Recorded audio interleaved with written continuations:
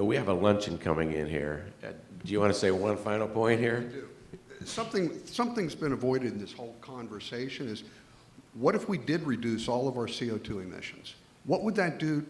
How much temperature rise would be averted using the model for the assessment of greenhouse gas-induced climate change developed by the EPA?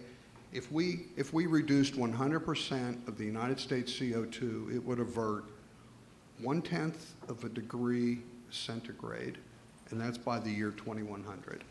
And by the year 2050, it's 4/100 of a degree centigrade. That's what we're talking about, is we're going to reduce, by 2050, we're going to reduce temperature by 4/100 of a degree centigrade by 2050. How many jobs has that lost? I'll answer, 0. And that's what we're talking about. We're going to economically cripple our country, put people out of work, all the while, and God bless India. They want to lift their people out of poverty, and they're building coal-fired. And China, we're going to be overwhelmed with increases. So that's an important consideration. How much temperature rise would be averted by the United States from us doing that? And that's really not been part of the conversation. I think Jim wants to add something here before we I'd hate to end on that here. misleading note. That's if the U.S. reduces emissions and the rest of the world doesn't.